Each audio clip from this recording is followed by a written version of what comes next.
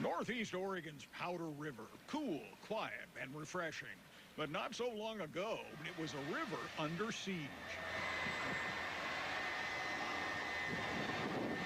You could hear the dredge up to 20 miles in every direction. 20 miles. Squeak and squeal and groan. Yeah, it was noisy. You could hear on cold nights, you could hear that dredge when it was digging, just the creaking of the dredge and the bucket line, the rocks hitting the rock piles. A landscape where monstrous gold dredging machines ravaged the river valley floor.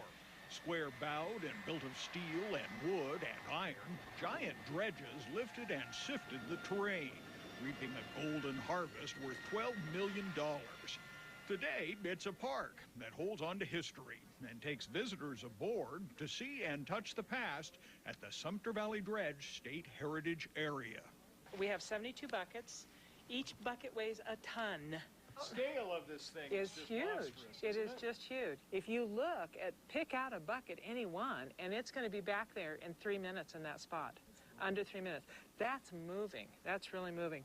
And under here, it kind of reminds me of a bicycle chain, so you can see how that just comes down and comes around. Stroll into the heart of the dredge, big as a barn, and filled with gears and belts, winches and pumps, where the rock passed through steel cylinders, separating the rocks by size, before water and sluices separated the gold from the dirt. And then they just walk along once a week when they shut down to do repairs, and they'd pick up those riffles and take that gold out. 9 tons of gold in 19 years. You didn't see many gold nuggets. It was mostly fine pepper-like stuff. So this is turning all the time? Yeah. If you're lucky, you might meet the men who lived the history. That dumped the black sand into here, and then it went down through those jigs. Those small jigs. Like brothers Wes and Paul Dickinson, who grew up in nearby Baker City.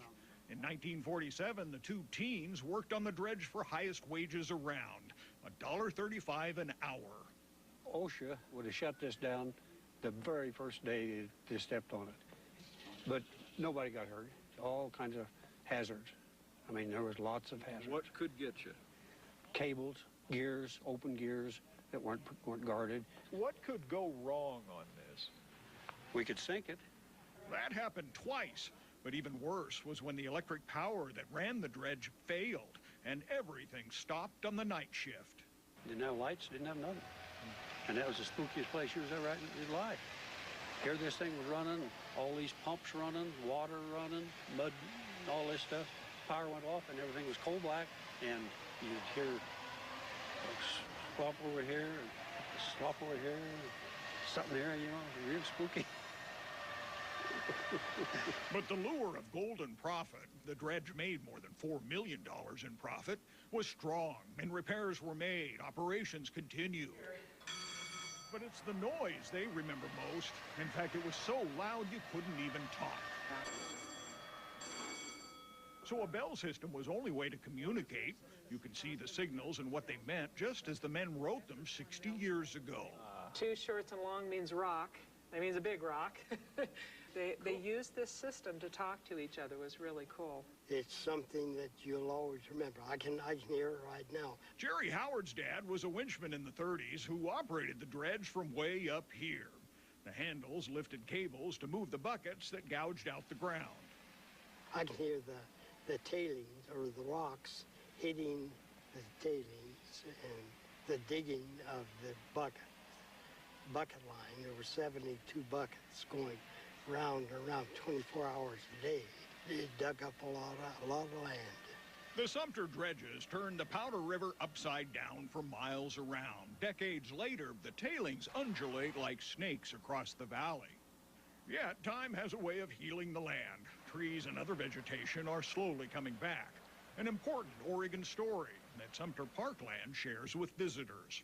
The telling of history gives us the opportunity to share that. And so just by the virtue of the dredge being here, it causes people to ask those questions, and then you can do that part of education that they go, oh yeah, wow, I didn't know that. And it's really fun. It's really fun. Stay with us. Coming up, You'll want binoculars in hand at a place where the information's right at hand, the new Oregon Birding Trail at the William Finley Wildlife Refuge.